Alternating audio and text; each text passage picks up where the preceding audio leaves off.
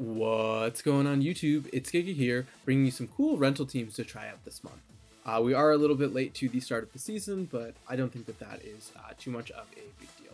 So a little bit about the structure. First of all, we only do have 4 teams this month. We don't have a theme team currently. That is something that I do want to make at some point. I just have been very, very busy lately, and it just unfortunately fell in the back burner.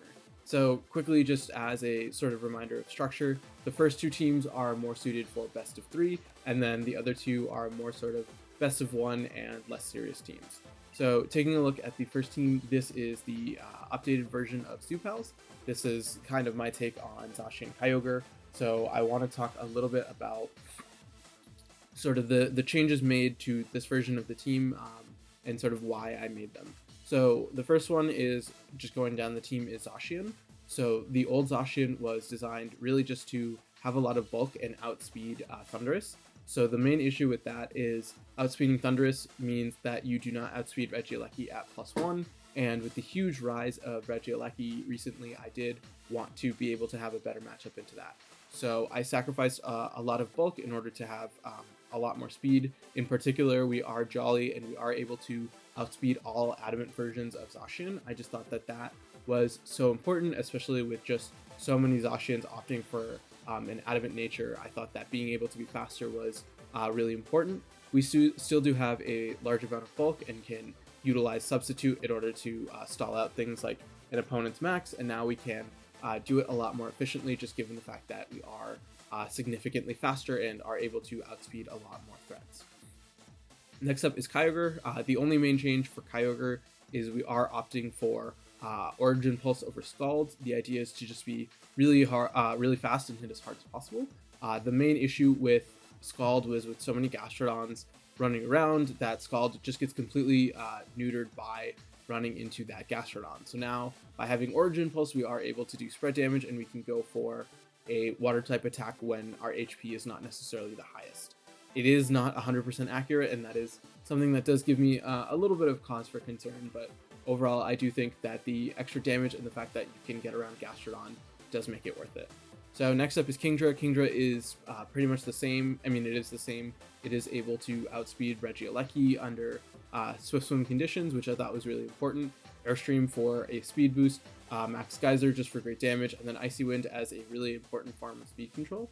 In particular, if you are against like Regieleki and Calyrex, you are able to go for an Icy Wind, and then Kyogre will be able to outspeed and fire off a big water spout into those, which can really serve as a huge shift in momentum in your favor. Being able to pick up 2 very quick knockouts can really be a big deal.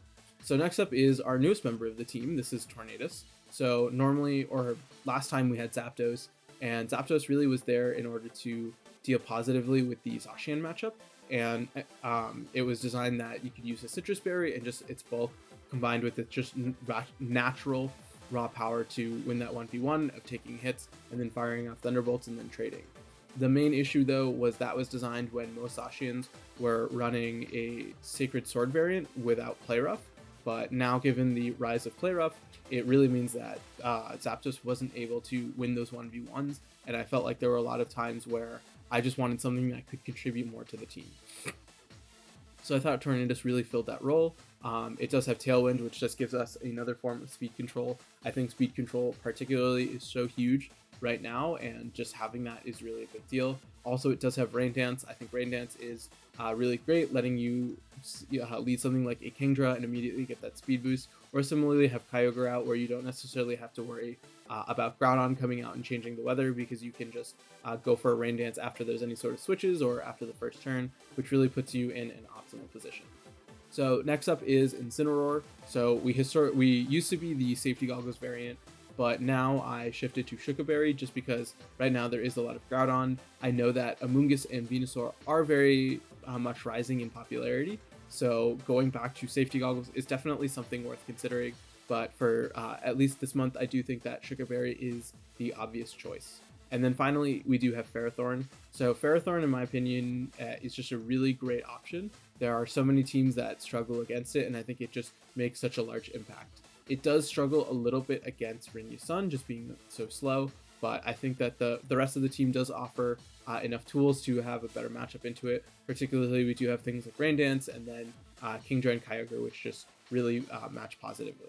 Ferrothorn also is really great for Trick Room teams, particularly because of the fact that they really try to utilize Calyrex and Palkia, and neither of which have a very good matchup into Ferrothorn.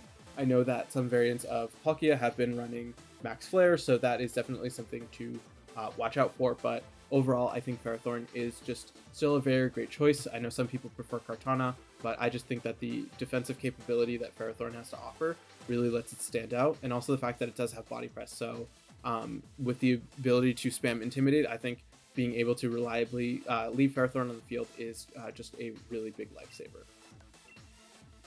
So moving on, this is the other best of 3 team for the month. It is Zacian and Calyrex. This is just very similar to Crazy Mix's team. The only difference is Crazy Mix runs a Choice Scarf Kyogre, and this team opted for a Zacian. So there really isn't much to say. The idea is to be really fast, to hit as hard as possible, and to just get quick KOs onto your opponent. We are sacrificing the spread type of Kyogre for Zacian, and really the main idea with that was, while Crazy Mix's team is great, one issue that I consistently ran into was that I wanted more physical attackers, because sometimes Regieleki and Regigigas weren't always the best option, and so I felt like Kyogre really struggled, where your main sort of damage dealers were really the special attackers. So I think Zacian is really able to help out with that. So like I said, it is a very straightforward team. Zacian really just trying to hit as hard as possible. Calyrex trying to hit as hard as possible. Regieleki is one of your primary max candidates, being able to fire off really big wild charges, but also assurance to lower special defense for Calyrex, and then max airstream for speed. Regigigas, very straightforward. It gets really big, it hits really hard, it's hard to knock out. And then Weezing, of course. So now we are using the Crazy Mix max speed version, just with the fact that it is nice to be able to outspeed Groudon. That was definitely something that would cause me issues historically of saying, okay, how do I want to approach the Groudon matchup? And you kind of needed to fire off a max strike for Weezing to hit back, and then if they were able to match your speed control, it became really difficult. And then finally is Whimsicott. Whimsicott is just there to set up Tailwind and also provide helping hand support. So really just helping the team be as fast and hit as hard as possible. So now moving to the best of 1 teams. This first one is Eternatus Ho-Oh. So this is a pair that I've really wanted to use for a while. So in my opinion, Eternatus is not in the best place in the format, but I do think it offers a lot of really cool things. So in particular, Dynamax Cannon being able to basically function like a special version of the Behemoth Blade, I think is very important, because it just offers a lot of pressure onto your opponents that is hard to match.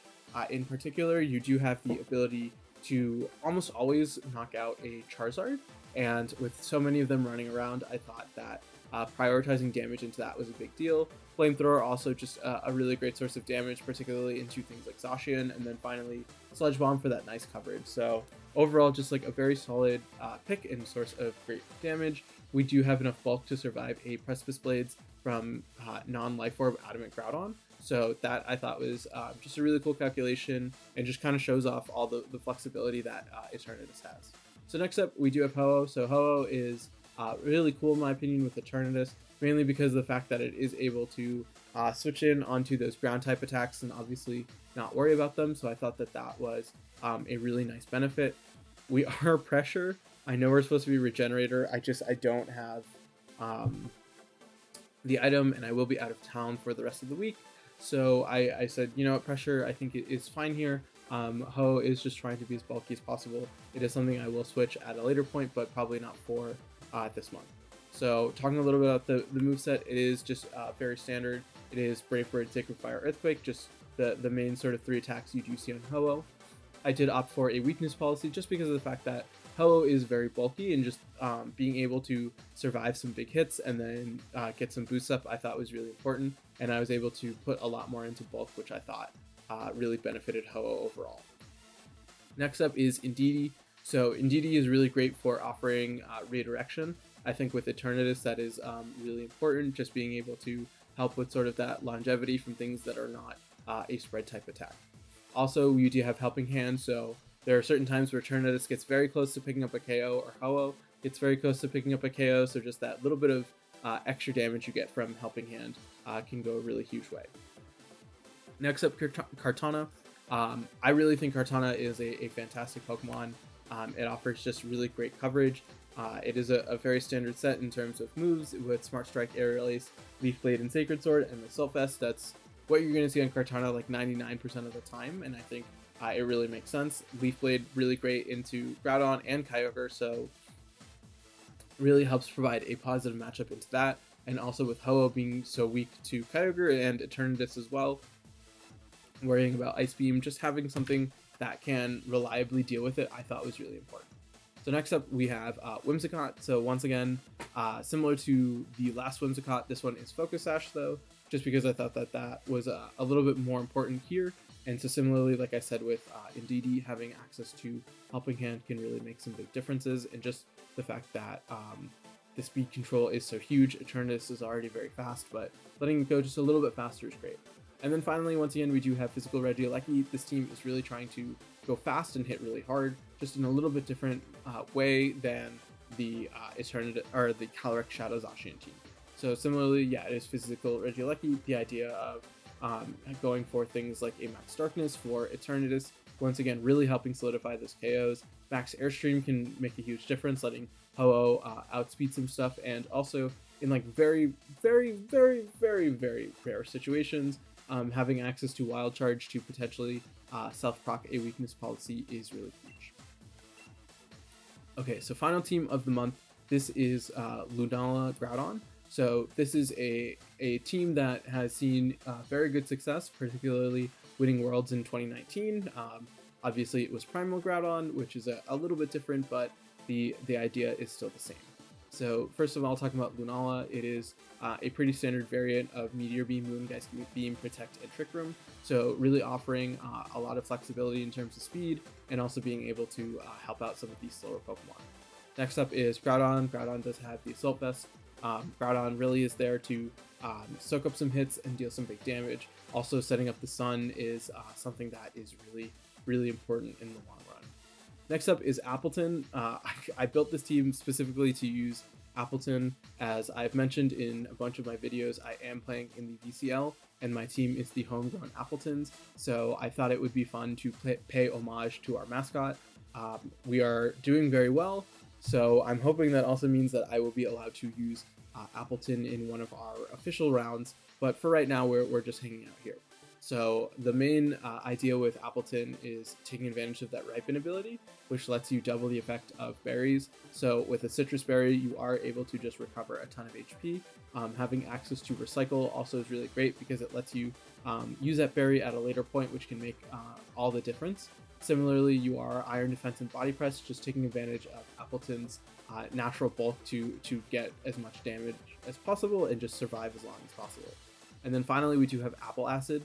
So Apple Acid is just a very cool move because of the fact that it does lower an opponent's special defense, and Appleton is just brutally slow. So pairing it up with something like a Lunala and being able to say, okay, in Trick Room, Appleton is going to lower your special defense, and then we are able to go for a big Moongeist Beam after like breaking a Focus Sash, really can help Lunala pick up some big KOs.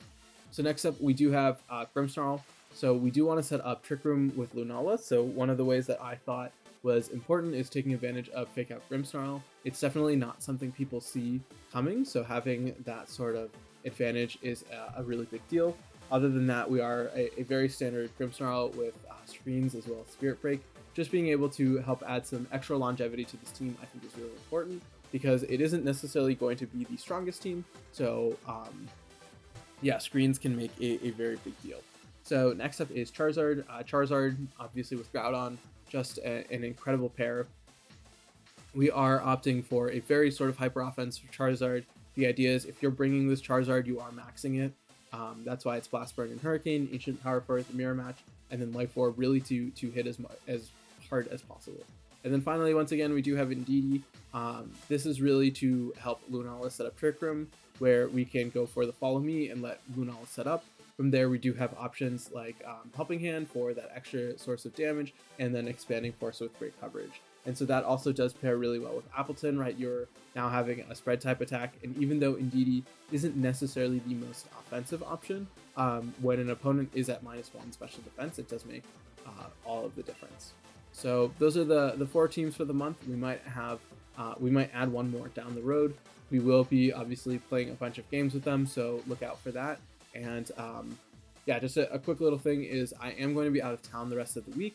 So I did record some gameplay with the Soup House ahead of time. So if you notice the environment changing, that's why. I also do mention that it is 5 rental teams when it is actually 4. So just some minor things, but definitely look forward to that. Definitely try out the teams. Let me know if you do. And yeah, with that, until next time, I hope all of you are wonderful, and I'll see you then.